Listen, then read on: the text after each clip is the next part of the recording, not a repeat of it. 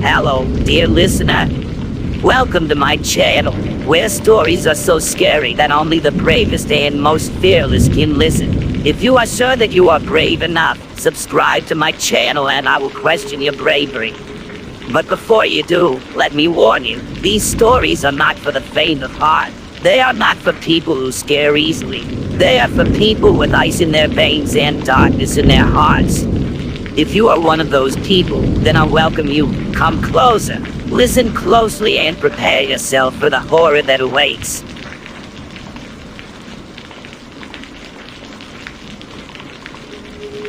I live with my family here in Spokane, Washington. One Friday after school, my dad picks me and my little brother up and tells me we have to head over to the spread Walmart to pick up a few odds and ends for the following week. I was excited to just get home so I could start my weekend already, but I didn't mind going over to Walmart with him, since I figured I could puppy dog eyes him into buying a few extra sweet treats for me to enjoy. That and the alternative was to walk home, and since it looked like it was going to rain, I know I'd chosen the better option. So we wandered around Walmart for a little while, talking about how school is going and what our family plans were for the weekend. I get Dad to agree to drive me over to a friend's house the next morning in exchange for a promise that I'll get all my homework done that evening. A small price to pay, since there's no way I'd be able to get over there on my own, since she lives on the other side of town. So we get checked out, wheel the stuff out to the car, load up into the trunk, and then get ready to leave. But while we're driving out of the parking lot, a woman just sort of appears from nowhere and stands in front of my dad's car. She's wearing a red and black snapback with red hair falling out from under it, and a t-shirt that says love on it, with the O stylized as a heart. Her clothes aren't dirty or anything, but she looks seriously methed out. What few teeth were still in her mouth were all yellow and rotten, and her eyes were just like faded, like there was just nothing behind them. No thought or reason whatsoever. Then she just starts saying, "This is my car." Pointing down at the hood like, "How did you get in my car?" At first, my dad is fairly polite with her, but I can tell he's in no mood for messing around. He's all like, "Nah, lady, this ain't your car." And, "Sorry, this must be a mistake. Can you please move out of the street? Thank you." And I can tell from the tone of his voice that he's about to get real mad with this lady real fast. But she won't move.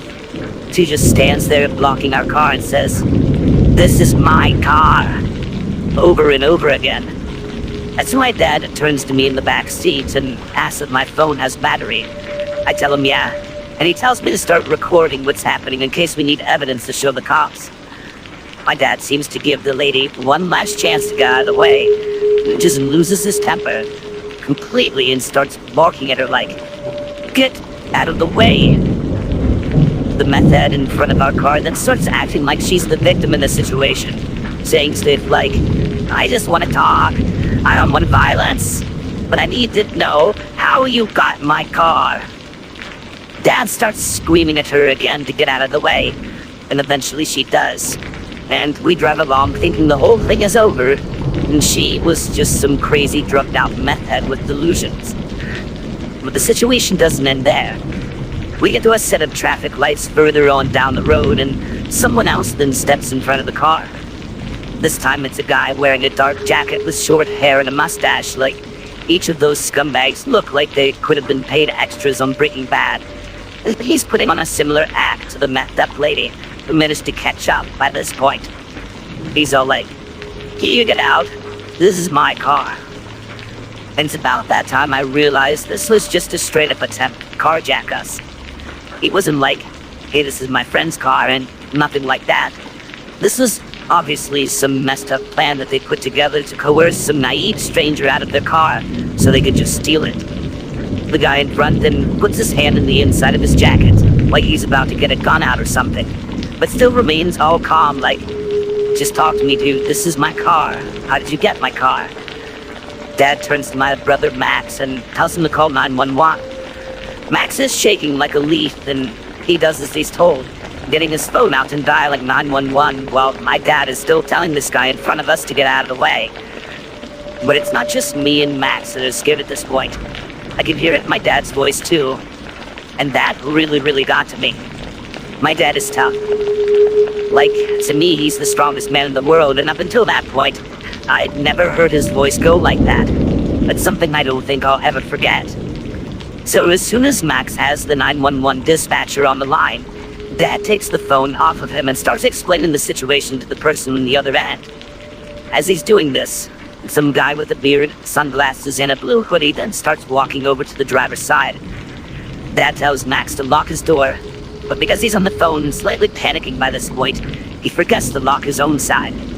So this blue hoodie guy actually managed to open Dad's door all calm and asks, "What are you doing?" "This is her car," while he points over at the meth head lady. Dad then replies all polite, "This is not her car," then tries to shut the door again. The guy flips, trying and flailing to pry open the door again before Dad shuts it, screaming to get out of the car, while kicking the driver's side door. If they had just came up to try to carjack us, that would have been bad enough. But the mind games they were trying to play with us, that was what was really scary. Like, they expect us to just be like, "Oh, I'm sorry, I didn't realize this was a car that some meth head could afford. We'll just get out and be on our way." God, it makes me so angry thinking about it now. But at the time, all I could do was burst into tears as I filmed the whole thing. Right then, some other meth head appears at the passenger's side where Max was sitting and starts banging on his side of the door too. Dad starts trying to drive around the gang that was now surrounding us, and the dark jacket guy then jumps on the hood of the car, while another starts smashing a bicycle into the passenger door. Dad then seizes the opportunity and drives off down the avenue, with one of the meth heads still lying on the hood. He's driving fairly slowly, talking to the 911 dispatcher the whole time, careful not to drive too fast in case the guy on the hood falls off and we accidentally run him over. But the next thing I know is there's this big roar of an engine to our right-hand side, and the guy in the blue hoodie is on a motorcycle, revving the engine and preparing to give chase. He's pulling up alongside us, every so often shouts, slow down, let the guy off." And Dad realizes he's talking about the guy lying on the hood. Dad slows down for like 2 seconds, and the guy on the hood, who is obviously realizing what a stupid situation he's got himself into, rolls off the hood and runs over to the sidewalk to escape what could have amounted to a serious, life-changing injury. Not that he didn't deserve it. I just really didn't want to see my dad go to jail over something like that, when it most definitely was not his fault that this psycho was crazy or desperate enough to try to carjack us in such a terrifying way. After that, the biker guy stopped following us, and we got home safe without anyone actually getting hurt. I was still crying as we pulled up outside our house, and even Max was really shaken up when he's normally so cool and nonchalant about everything. But I wasn't crying out of fear anymore. It was just pure relief and gratitude that Dad had handled the situation so well. We all hugged it out when we got inside, with Mom all panicked and wanting to know why we were all upset. I'll always remember Dad was like, "I'm your father, and I'll always protect you when I can." I don't think I've ever loved him as much as I did in that moment. I don't really want to go into details about the interactions we had with the cops afterward. They insisted it was all just a misunderstanding. But anyone who was there would know it was so much more sinister than that. Those dirty meth heads were trying anything they could to slow us down and get us out of our car so they could steal it. And the fact that no one was arrested for it is something else that fills me with such rage even today. But there's a kind of uplifting ending. Since Dad posted the video online, a few people have reached out and offered to fix some of the damage inflicted, which is nice. But it just reminds me, like, if it really was your car, why would you damage it like that just to get a person out? We know what happened that day. There was no misunderstanding. It was just a stupid plan to rob us that only a bunch of methed up crankheads could even dreamed of. And it failed. Just like they failed in their miserable lives and ended up on the street having to rob people. I have no idea of the things that went wrong for them to end up like that. And maybe I shouldn't be so quick to judge them since I don't know what they've been through. But I do know one thing is for absolute certain. And that's that I have the best dad a girl could possibly wish for. And I love him with all my heart.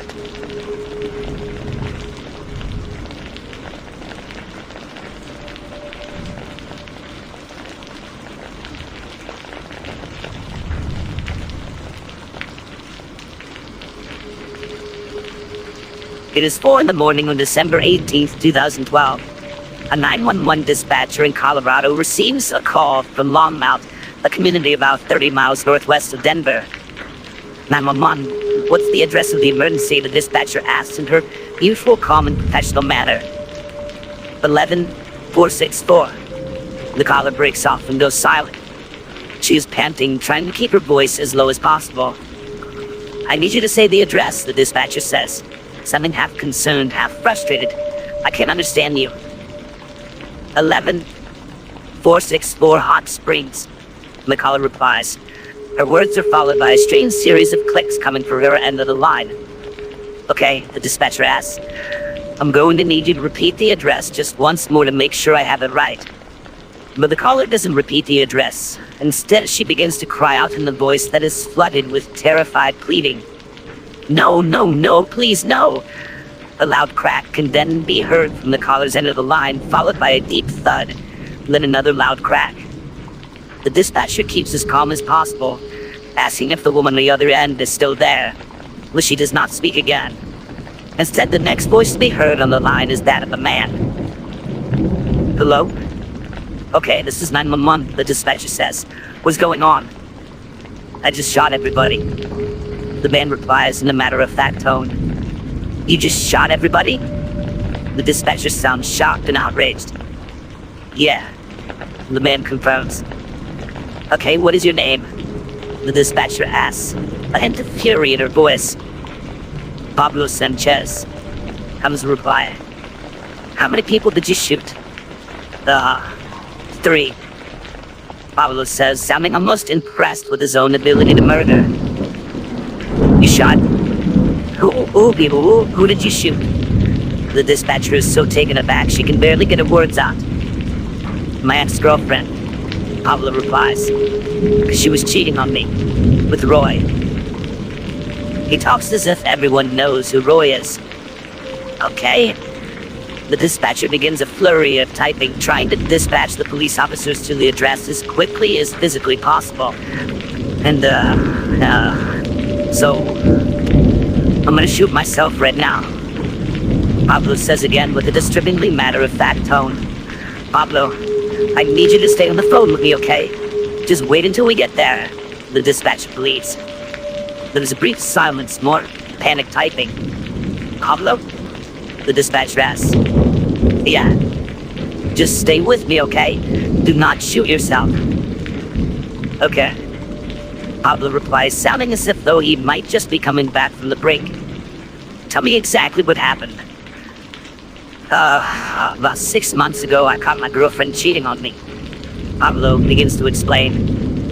And I told Roy to stop talking to her, but he wouldn't. He pressed charges on me, kidnapping. I'm out on bond right now. Who else was there? The dispatcher asks. Who else was there with you tonight? There are other 2 people. Do you know who they were? Her sister and her sister's husband. Pablo replies, the realization hitting him as he begins to panic. Are you there by yourself? Asks the dispatcher, typing furiously as Pablo confirms he's there alone. But only now is Pablo alone, and only because of his own violent actions. Okay, what room are you in? She then asks, but he doesn't reply. Pablo. Then the same kind of dull crack that was heard before is heard once more. The local sheriff's department later confirmed that Daniel Pablo Sanchez shot and killed his ex-girlfriend, Beatriz Cintora Silva, who had been staying with her sister and brother-in-law at the home after she left Sanchez on Thanksgiving following a physical altercation. At about 4 a.m., Sanchez shot out the back door of the modular home, located in a neighborhood off of Colorado Highway 119, just east of Longmount. He had been released the day before at around 10 p.m. from the Boulder County Jail, where he was booked on domestic violence-related charges stemming from an incident with Beatrice. She told police he physically assaulted her and kidnapped her after she met with him to discuss repayment of money she had loaned him. Beatriz and Dora Silva had been warned not to remain with her sister and brother-in-law since Sanchez knew where she was, and then she turned down an offer of additional police protection. He said she was notified when he was released on bond. 6 hours later, all equal, dead.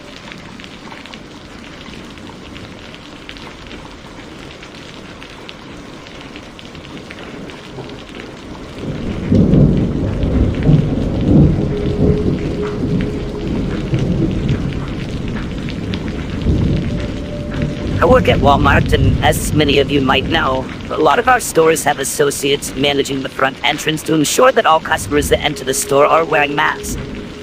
The order came into effect on July 20th, and all associates had to attend a mandatory training seminar, not only to educate them on the reasoning behind the decision, but also how to deal with any customers who refused to comply with the steps put in place to control the spread. Management also understood that since there was a lot of pushback with regards to mask wearing, it would be a high-pressure role, so a system was put in place whereby each shift would have a different associate working with the usual greeter, whose job was to enforce the new regulation. The way they put it, if someone refused to wear a mask when entering the store, it was the relevant associate's job to, quote, find a solution to the problem. Which from what I understood was just a polite way of saying, either wear a mask in the store or get lost. We were even authorized to give out free masks to people to basically make it impossible to give us that I can't afford one excuse. So anyway, once the order was put in place, it only took a few days before it was my turn to man the front entrance. And I'll admit, I was kind of nervous about it, as I'd already heard a few horror stories from other associates who'd gotten into arguments with irate Karens who screamed about infringing their rights and all that other stuff. But for the first few hours, everything was cool. Not a single person had a problem with putting a mask on, and those that had either forgotten to bring one or hadn't got word of the enforcement had absolutely no problem taking one of the free ones that we were instructed to give out. Then, just as I thought the whole thing was going to be much easier than first anticipated, I see this woman pushing the cart towards the front entrance who I could just tell was going to be a problem. If there's one thing working with the public had gotten me attuned to, it's that some people just give off a whole bunch of bad energy, and this woman was one of them. So, as you can guess, when I stop her and politely tell her that she needs to wear a mask to shop in our Walmart, she starts pushing back. After a few minutes of back and forth, with her getting increasingly confrontational and combative, she tried to straight up barge past me with her shopping cart. So unfortunately I had to call security to get her to leave. But before she does, she looks me dead in the eye and says, "You're gonna be sorry for this, young man. You just wait and see." I figured she was going to attempt to make a complaint to corporate, and totally did not expect what happened next. Because not long after the Karen leaves, this other dude comes marching up to the front entrance. Only this guy's actually wearing a face covering. I didn't figure he was going to be a problem until it became obvious that he wasn't wearing a mask to stop the spread. He was wearing a mask because he didn't want to be identified when he pulled a knife out of his back pocket and put it right up to my throat. He starts growling all this stuff, "Wow, you think it's okay to treat women like that, huh? And how? Punks like you need to learn respect." Turns out it was Karen's husband, who she'd evidently unleashed on me because I disrespected her or whatever. Dude, feeling the cold metal of that blade against my throat, I can't even tell you how scary that was for me. Everything just kind of slowed down while I waited for him to take it away. I mean, I didn't really think he was going to do anything. There were so many witnesses around and stuff, but Jesus, there is still that chance that he was crazy enough to actually do it, you know? He left long before the cops arrived to take statements, and as far as I know, they never found the guy to arrest him. This whole pandemic thing has been hard on all the associates. I mean, it's been tough on everyone, but I feel like for some people, it's driving them to the absolute breaking point. I'm just thankful that guy didn't have it in him to actually do anything, or I might not be around to be writing this right now. Be good to each other, people. Times are hard enough without us all getting all crazy on each other.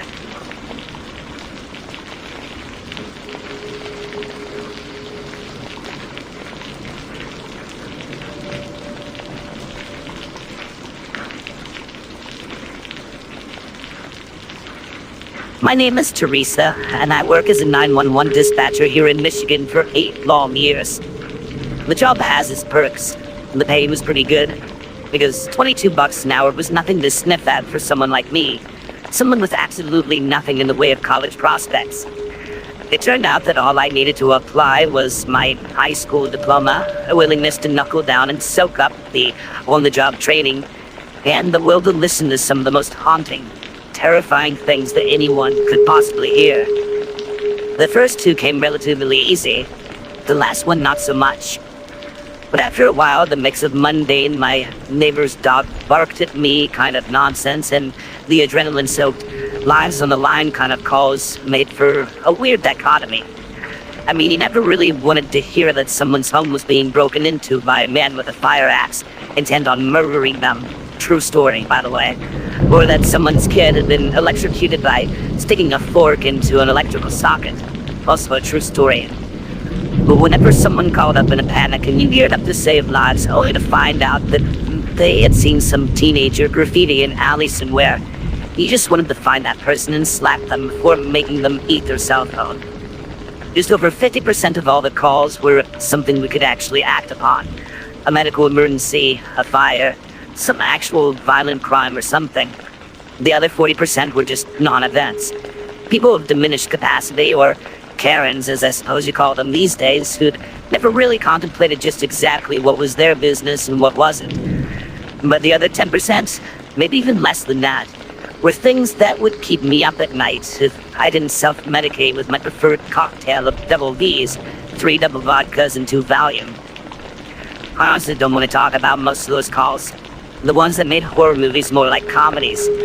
But there is one I keep in reserve for whenever I get that "what was your worst call ever" question from the mentally deficient or morbidly curious.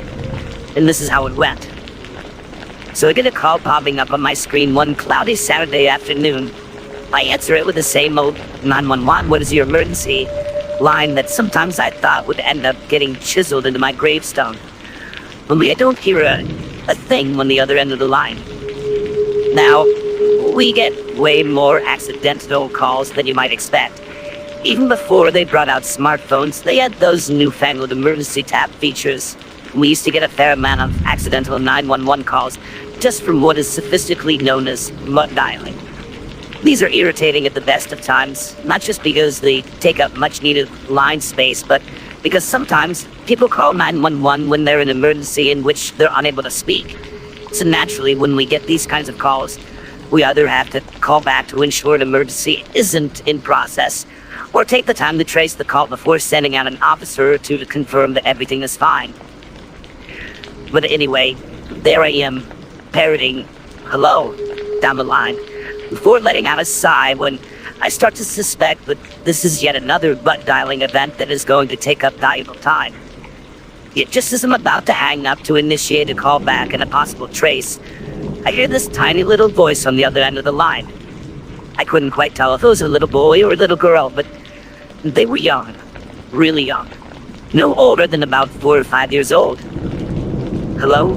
they asked, in the cutest little voice I'd ever heard in all my time manning that desk. But they were scared, really scared, not quite crying, but that kind of confused fear that you only hear in kids that small. "Hello, sweetie, I'm here," I said, instantly changing my matter-of-fact tone into one that was much more nurturing and friendly. "Is everything okay?" "I need a 911, they replied. "Well, you did it great calling 911, sweetie, good job. Are mommy or daddy there? Can you give them the phone for me?" "Daddy isn't here, but mommy is." "Okay, sweetie, can you be a really good kid and put mommy on the phone for me?" I asked, remaining as patient and as calm as I possibly could.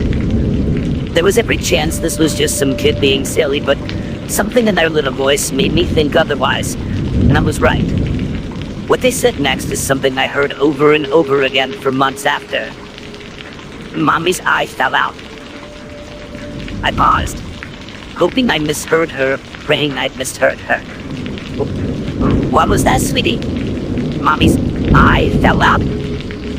"Yeah, it fell out and she won't get up," she repeated.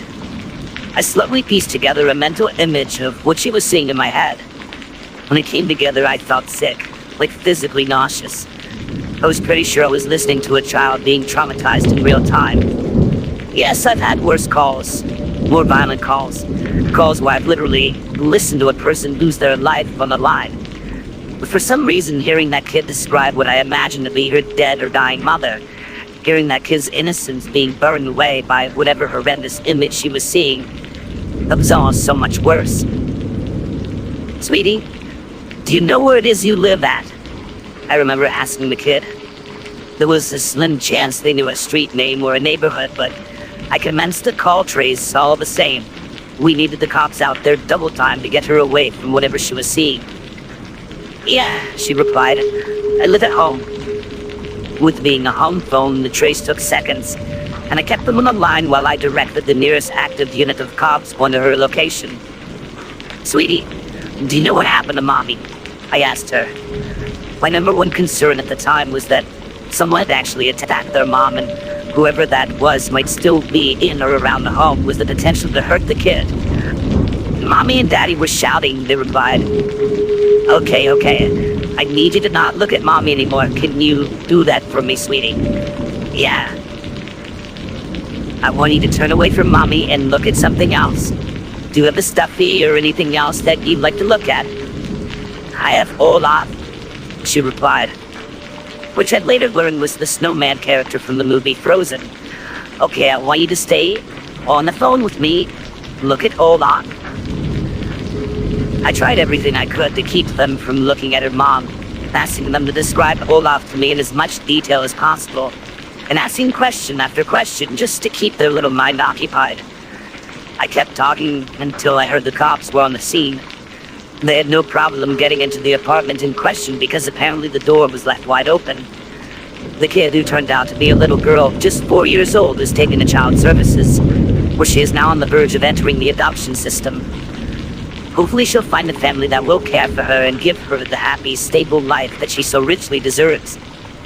It turned out that the girl's father was never around, and that the man that had beaten her mother to death with a claw hammer was actually the woman's current boyfriend, who had a history of drug use and violence against women. After he had attacked and murdered her, apparently over a seemingly minor issue, he tried to flee out of the state in a misguided attempt to evade justice. But thanks to a busted taillight, he was pulled over in a routine traffic stop and acted too skittish that the traffic cop ended up detaining him while he searched his car. Apparently the cop found the bloody claw hammer in the trunk of his car and arrested him there and then. Like I said before, this isn't the worst call I've ever received during my time in the job. There are some that still give me nightmares years later, but this is the worst one that I'm still comfortable talking about. Maybe just because it has a semblance of a happy ending, given that the little girl in question ended up getting adopted by a loving couple who just so happened to be looking to give a home to a kid, just like her.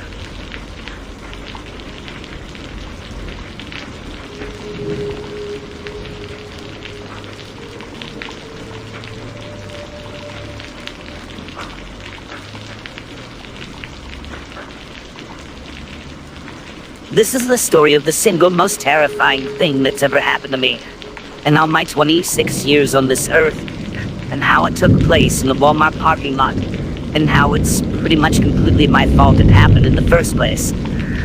I'm not going to give you my name or wherever this happened, and the reason for that will become pretty obvious as the story progresses. Okay, so this year has been absolutely disastrous in terms of dating for me. I broke up with my girlfriend in February, right before Valentine's Day. It was mutual and it didn't suck as bad as you might think. Point being, it didn't take me all that long to get over her, and within like 2 months, I was back on dating apps and looking for the next girl. And then in May, I hooked up with this girl who I thought might be like real life material. She seemed absolutely perfect for me in every way, and she absolutely bowled me over with date after date. Like the second time we went out to a local park for a picnic I'd put together for us, she brought me a rose. A single red rose wrapped up in brown paper and rough ropey string from her art supplies. The whole role reversal thing just blew me away, and I held that thing like a trophy, not giving a good care what people thought of a guy getting all smitten because a girl had gotten him a rose. But long story short, it didn't work out with her. She was really intense, then uncaring, over the course of like a fortnight, and then really messed with my head, but I got over it and moved on. Only almost the exact same thing happened time and time again over the following months, and the more it happened, the harder I took it. I suppose it was just like emotional exhaustion or something. Like, I'm not one to get all depressed over a girl, especially not one I'm not actually with, but like I said, each time it happened, I got more and more hopeless and eventually just lost my ability to be able to deal with it. This leads me to the end of last month. During a week, I had 2 dates lined up with 2 different girls. Let's be clear, I'm obviously not trying to show off here. Pretty much everything I've had with girls this year has face-planted in spectacular failing fashion. But if I say so myself, I'm not terrible looking and I know how to talk to girls. So using the miracle, or the nightmare, whichever you want to look at them as, that is dating apps, I managed to line up dates with the 2 girls I mentioned. One for a Tuesday and the other for the Saturday of the same week. So I'm at my job at a local convenience store, of which I am usually the only clerk on duty whenever I'm working. I'm kind of bored, so I message each of the girls just confirming that our respective dates are still scheduled. I didn't suspect their disinterest. I'm purely inquiring as I was vibing with each of them and everything seemed all good. Then within like an hour of each other, I got a message off of each of the girls basically saying, "Nah, I'm just not feeling this. You're a nice guy, but I don't think we're a good fit." Those 2 messages coming in so fast just sort of broke me. I felt like a straight up ogre, just a mess of a person who no one would ever want. Like I went on dates with like 7 different girls over the course of about 3.5 months and not a single one was into me. So I just snapped. I'm not the least bit proud of this, and I totally acknowledge that this is no way to deal with rejection, but I can't change the fact that this is what I did. In full view of the CCTV camera the store had, I just walked out from behind the register and over to the wine chiller, took out a random bottle, unscrewed the cap, and drank as much as I could before I felt like puking up, which turned out to be a lot. I held it down though. I mean, I had to if I wanted to get out of my head, right? Then, still coughing and spluttering from filling my stomach with cheap, terrible wine, I walk over to the liquor shelf and I'm basically just like, mine, with a bottle of wild turkey. I don't even like wild turkey, but that's just how terrible I felt. Any booze would do the job. Taste wasn't important. After that, while I was basically in some fugue state of almost nervous breakdown, I left the store at like 1 in the afternoon, bottle of turkey in hand, walked off into the afternoon sun to drink myself into oblivion. The next thing I remember is opening my eyes to that big old blue Walmart sign with the yellow flower sunbeam thing next to it. It was dark out. I had no idea what time it was, and I had no idea how I'd gotten there. It takes me a minute or 2 to work out that I'm lying face down in the darkness outside another commercial lot that's all closed up, while the Walmart is obviously open 24 hours. My head is spinning. There's puke all over the ground in front of me, and I remember feeling hungry. Like really, really hungry. My ears are ringing. I'm pretty sure my nose is blocked with puke or blood or something. And last but not least, I can feel the breeze on my bare butt.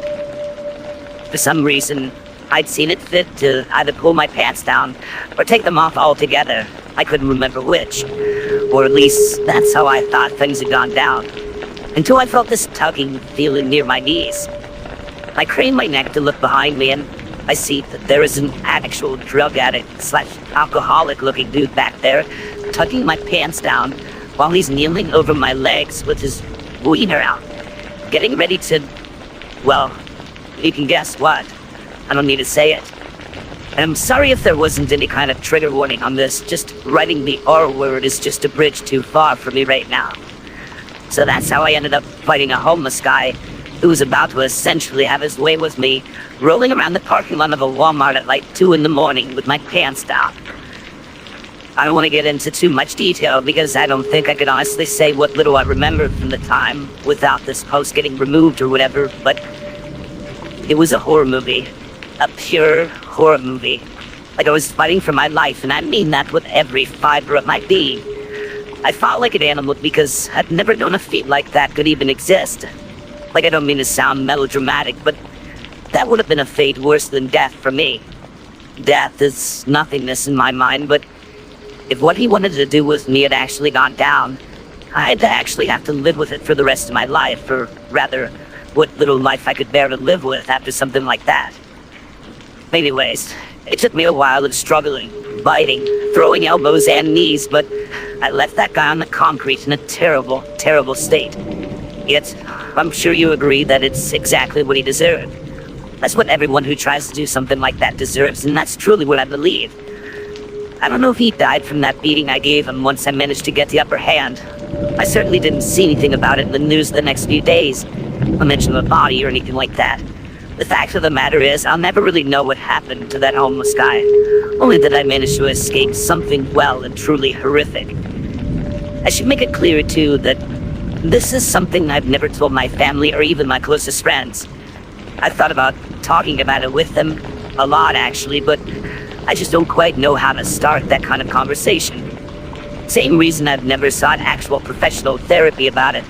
I just can't see myself sitting down with something and actually discussing it. It all just seems so much easier to write this out on the internet, purely anonymous. Just getting it off my chest is giving me some degree of closure. I'm not proud of stealing from my workplace, which I was obviously fired for. I'm not proud of beating that guy half to death.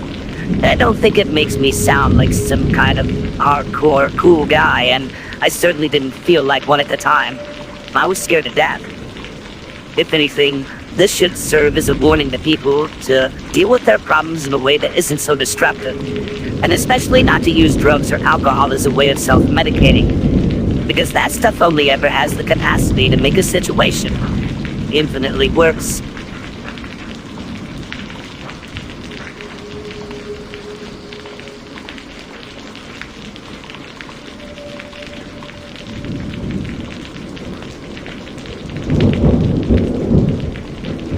So this, ladies and gentlemen, is how I ended up carrying a taser around with me in my purse.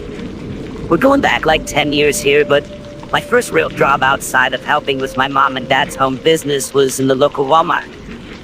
I was 18, super young and naive, but I was very, very proud of the financial independence that job brought me. At least I was for the first few months or so, until it turned into something of a nightmare for me. So as you can imagine, the Walmart team was pretty large, so you could be like weeks into working there and still not know everyone's name. That, and you're almost constantly meeting new people or completely new hires, since the shift system gets moved around quite a lot. So I didn't meet this guy Craig until I was maybe 6 weeks into working there. He was about the same age as me, was a pretty nice guy, but most importantly, Craig had his own car which he drove to and from work almost every day. Then once in the break room, we're talking about this, and that's when I find out he just so happened to live in the same rough area as me. We happened to be on the same shift pattern at that time, so he asked if I wanted to get a ride home with him that evening after work. Of course, I agreed, as it'd be cheaper and easier and faster than having to ride the bus home. So for the next few weeks, Craig used to pick me up before work and drive me home after. And for the whole time, he was perfectly nice about the whole thing. And never once did he do anything remotely creepy, either on the drives or at work.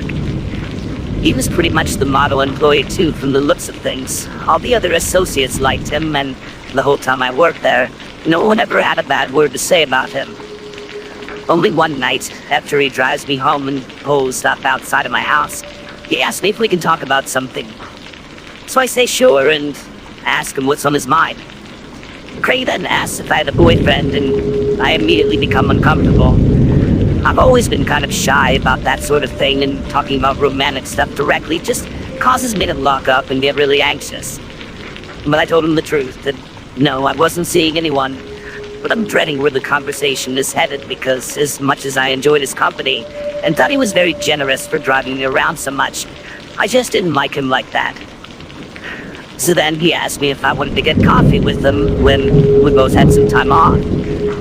Again, I said sure, but stumbled around the words as I tried to make it as clear as possible that it would only be as friends, that there wouldn't be a date or anything like that. I honestly thought he would take it on the chin, like it was an awkward moment for us, but I never expected him to react the way he did. He starts telling me how much he liked me, and how he knew I liked him too. Otherwise, I wouldn't be spending so much time with him. I just sat there listening to him ramble on. He was delusional. That's putting it nicely. He obviously saw something between us that just didn't exist. I apologized, like a genuinely apology, and told him I didn't want to hurt his feelings, but that I just didn't see him as a romantic option for me. I told him I really appreciated the offer, that I was flattered, but that he really was just barking up the wrong tree.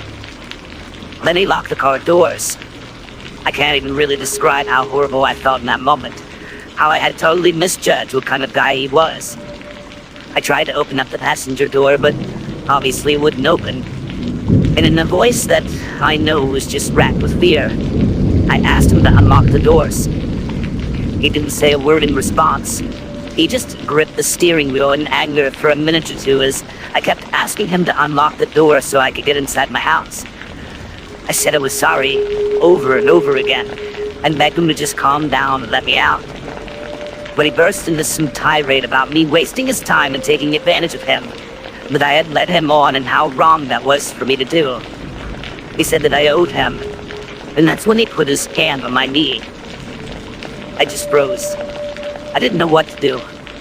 I grew up something of an ugly duckling, and I honestly just didn't know how to deal with that kind of attention anyway, let alone when it was mixed with just complete and utter terror. But as his hand worked its way up my leg, I just kind of sprang into action. Maybe from the adrenaline, maybe because I couldn't bear to go through what was about to happen next. I threw his hand off of me, got my phone out, and told him if he didn't let me go, then I was going to call the cops. Then Craig actually tried to grab my phone out of my hand before I slapped him so hard that his teeth must have rattled in his head. But he wasn't quite ready to let me go just yet. Not until he made it clear that no matter who I told about what happened that night, no one would believe me. But he would just deny and reflect everything until people thought that I was lying and manipulative. He told me I'd already tricked him into giving me a ride home like every night. And it wasn't a stretch for people to believe I was some crazy attention seeker either. And only then did he actually unlock the doors to his car to let me out. If that sort of thing happened to me today, I'd have put that idiot on blast. But back then, like I said before, I was super young and super naive. And I actually believed him when he said that no one would take my word for what had happened. I lasted like 2 more shifts at Walmart before I quit. That place was just poison to me after that. I got it into my head that Craig had told everyone what a terrible person I was. I know that sounds crazy, but that's honestly what I believed. I ended up working somewhere else part-time while I attended community college, then moved away from my hometown to pursue my degree. But before I did, I bought a taser, which I still keep in my purse at all times. Because the next time I encounter a Craig who thinks they can treat women that way, get away with it, I promise you, they're going to get the literal shock of their life.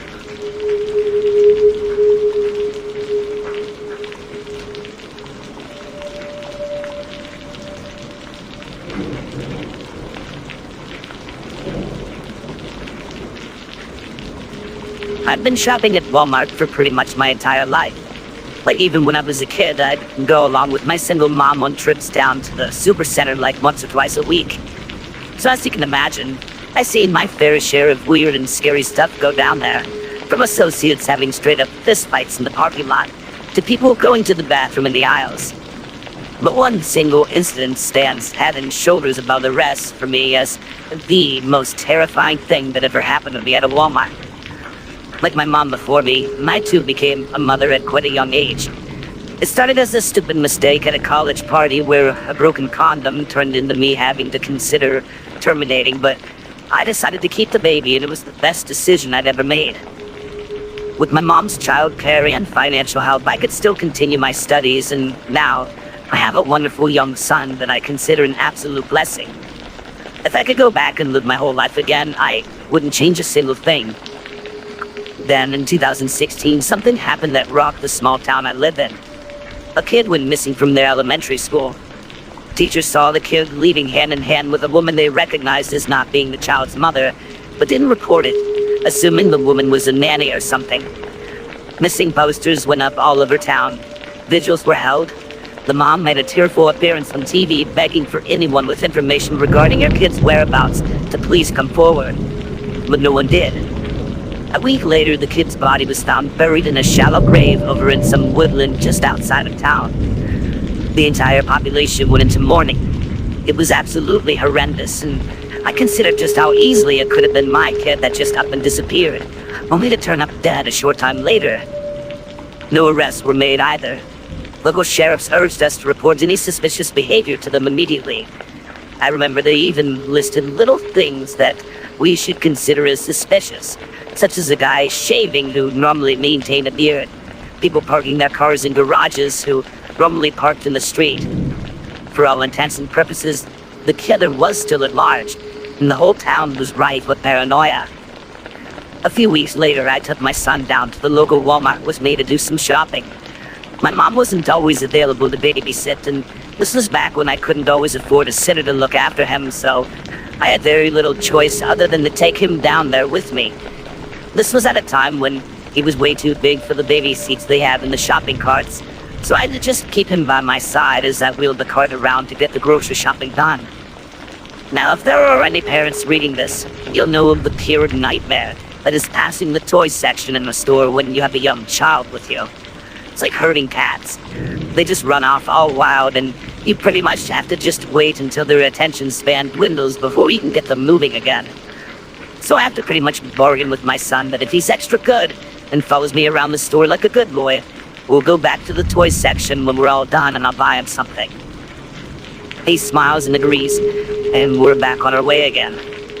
About 10 minutes later, after making sure he's been close behind the entire time, I turn around and find that my son is nowhere to be seen. I retraced my steps, calling his name, expecting him to just be around the corner in the previous aisle, having gotten distracted by some colorful label or something, but he's nowhere to be found. I then start wheeling down the center aisle, looking left and right in the hopes that I'd spot him somewhere, but again, nothing. This is about the time I go into full-on panic mode. I remember just how easily it had been for the person that abducted the murdered child to just take them by the hand and walk them to their doom. I had images flashing in my mind of someone leading my son out of the store into the parking lot and into a waiting van where he would be driven off and subjected to God knows what before they ended his young life. I abandoned my shopping cart and started basically running around the store asking if everyone had seen a little boy wearing a blue sweater, which is what he was wearing at the time, walking by himself or with another person. Each of them says no, but each also knew why I was asking, and given the recent events that were now haunting the town, the look of panic and fear in their eyes when I asked them if they'd seen my son, well, that was enough to have me almost hysterical with panic. I was in floods of tears by the time I made it over to customer services.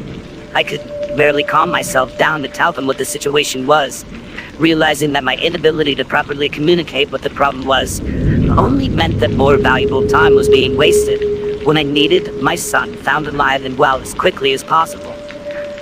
I managed to take a few breaths in the end and get it out that I had lost my son somewhere in the aisles. God bless those folks behind the counter because they knew immediately what to do. Put an announcement over the loudspeakers in the store that if any associate saw a kid in a blue sweater that they were to escort them to customer service as soon as possible. Minutes went by and nothing happened, and I was just convinced my kid was gone for good. I can't even put into words how intense and painful that kind of feeling was. How I felt like a terrible mother, and it was just going to be me crying on TV and having journalists banging on my door after countless hours of police interviews. And all that would come was being the parent of a missing child. But then, out of nowhere, I heard a voice cut through the maelstrom of panic in my head. "Hey lady, is this your kid?" I look up and there's this guy holding my son's hand, who is silently sobbing as he walks towards the customer service counter. I've never been so singularly and absolutely relieved in my entire life. Like I felt it wash over me in waves, and I rushed over to my son and took him up in my arms. And we cried together for a few minutes, and I was too happy to even get mad at him for wandering off, which is apparently what he'd done. Wandered off to go looking for the toy section since he was bored, which also happened to be the one place I'd failed to look in my abject panic. Then he panicked when he'd gone to try and find me again and got lost near the auto parts since we basically never went near that end of the store. I then wildly and profusely thanked the guy who'd found him for bringing him over to the customer service area, even trying to give him all the cash I had in my purse as a reward. Naturally, he refused to take it, saying it was the least he could do, given the recent incident, tragic events that had touched everyone in the worst way possible. I was just a wreck by that point, apologizing to pretty much everyone for making such a scene and being a bad mom. But the workers there were just amazing, even asking if the abandoned cart near the frozen food section was mine, and if I wanted them to bag all the groceries up or helping me take them to my car. I honestly don't know what I would have done without their kindness that day, and I cannot thank them enough for taking care of us. But yeah, that was without a doubt the scariest thing I've ever experienced in a Walmart, and probably in my entire life too. Just typing it all out is giving me the jitters just remembering what an absolutely terrifying experience it was to get I'd lost my son like that, especially given that there was an actual child predator on the loose at that time. I'm sorry if this got so long or rambly at points. I'm honestly not much of a writer, I don't think. Just please, if you take away anything at all from this, it's that I'm begging you. Keep an eye on your kids at all times. There are some truly evil people out there in the world.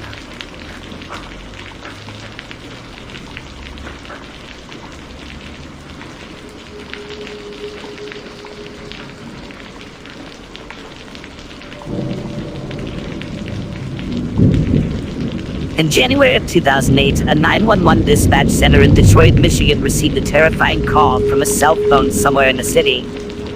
But when the operator answers, asking what the caller's emergency is, it initially seemed like there is no one on the other end. But this is not a classic accidental case of butt dialing 911, as the horrified dispatcher began to hear something hideously unnerving coming from the other end of the line. "Let us go," a female voice screams. "Hello? Is anyone there?" The dispatcher asked frantically, but still there was no direct reply. However, what she heard next made the hairs in the back of her neck stand on end. "So you're gonna kill us and put us in the trunk?" "I'm not gonna put you in the trunk," a voice is heard to say.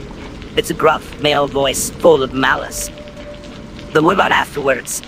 The female on the other end of the line is heard asking. "There is no afterwards," comes the ominous reply. The dispatcher then heard the man mention something about going to prison forever. Then some unspeakable things, along with another garbled piece of speech that seemed to reference some kind of murder weapon. The dispatcher acted fast. Since the call was coming from a cell phone, the dispatcher was able to make a note of the longitude and latitude that the call was being received from, before passing the information along to their lieutenant. The coordinates showed it was coming from Pinewood Street near Hoyt in the city of Detroit. But suddenly, the phone call cuts out and the dispatcher feared the worst. Yet thankfully, just minutes later, another call came in from the same number, with the same girl crying in the background. Only this time, it came with a differing set of coordinates. This happened over and over again, a repeating cycle of calls and hang-ups, until police were able to fix the cell phone at a stationary location, immediately sending units out to patrol nearby streets.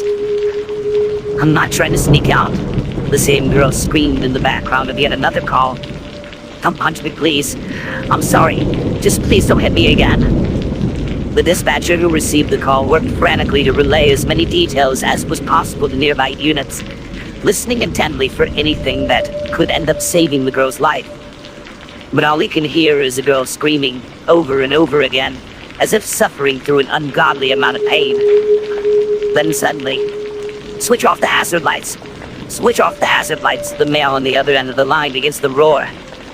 In a flash, the dispatcher relays the information to nearby police units, quickly telling them to look for a stationary vehicle with hazard lights flashing. "Help us! Please help us!" the girl begins to scream, seeming like she can actually see police officers from wherever she is. The wave of relief washes over to the dispatcher as the next thing he hears over his radio contact with the Detroit Police Department. "Unlock the car! Police officers! Unlock the car!" they scream. "Show me your hands! Don't move! Do not move!" "Thank God you're here."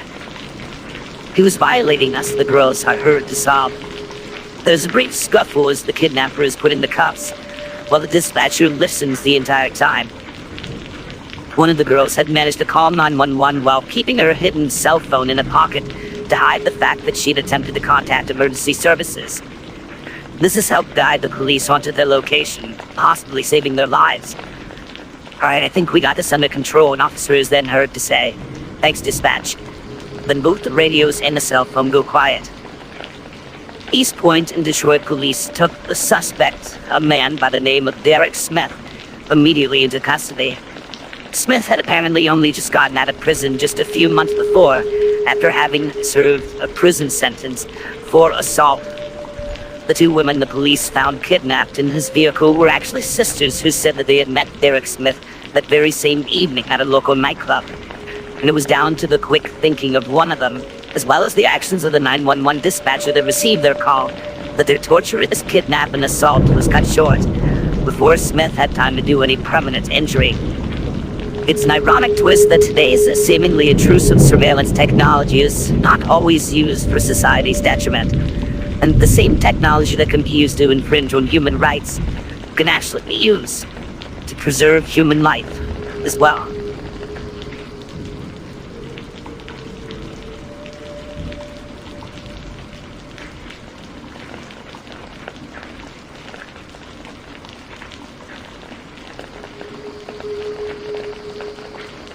In March of 2010, a California Sheriff's Department dispatcher named Monique Patino was to receive one of the most shocking and disturbing calls of her entire career. The call came early on a Tuesday morning. Monique answered the call in the same manner she'd done 1,000 times before, only to hear the terrified, fear-saturated voice of none other than a 7-year-old boy on the other end of the line. 911, what is your emergency? She asked calmly. As a mother, the response shook Monique to her core. There's some guy.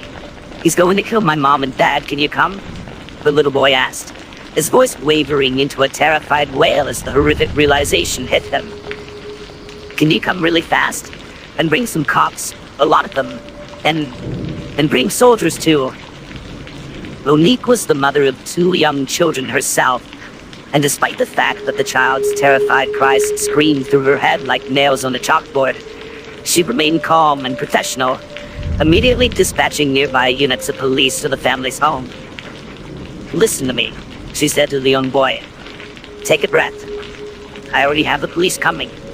Where are you at in the house? Inside the bathroom, the boy replied in between staggered, panicked breaths. 3 men, armed with small caliber weapons, had managed to sneak into the family's house through an unlocked door, in a home invasion intended to separate the family from their valuables. The family's 6-year-old daughter had ran out to their car to grab her school lunchbox, so her mother could fill it before she drove them to school. But the assailants, in a green and gray 2-door compact car, had been casing the house, and when they realized that the little girl could well have neglected to lock the door behind them, they swooped in to take advantage.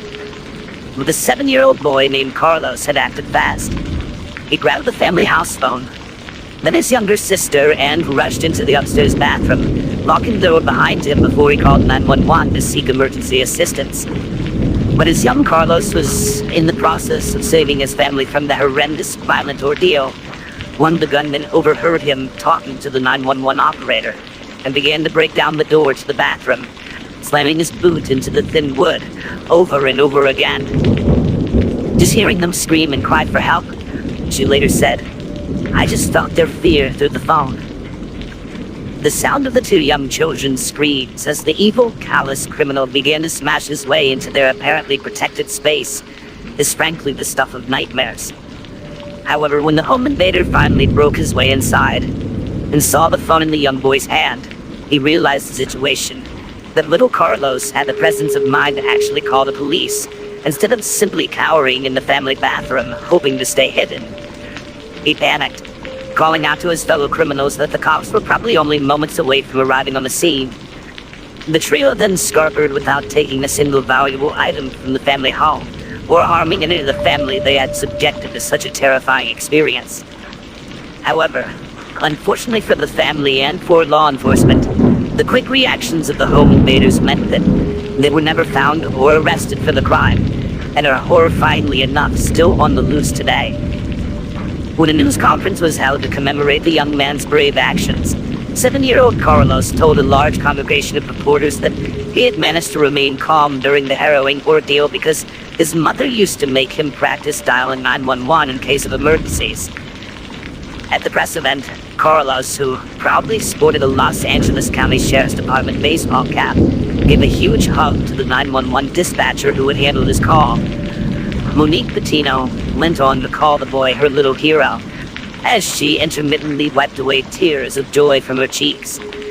She told Carlos that he had been exceptionally brave for doing what he did, telling him she was very, very proud of him for having saved his entire family from what would undoubtedly been a prolonged and highly traumatic experience. I'm still astounded by his mindset. Los Angeles County Sheriff Sergeant Douglas Jensen was later heard to have said, to be able to think about getting his sister, grabbing his phone, locking himself in the bathroom and calling 911, it shows so much.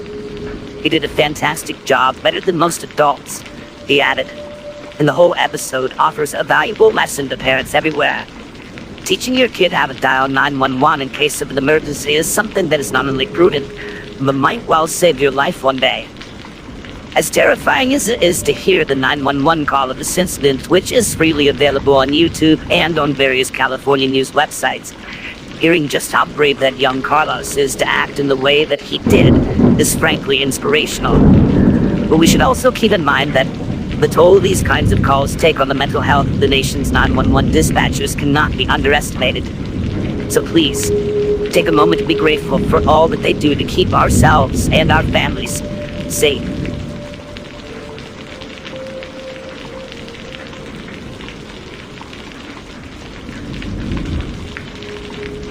For more bone-chilling narrative that will keep you at the edge of your seat, subscribe to my channel. By doing so, you'll gain access to a growing collection of real-life horror stories that will both captivate and energize your senses. Join the community of fellow enthusiasts, and together, let's explore the eerie unknown.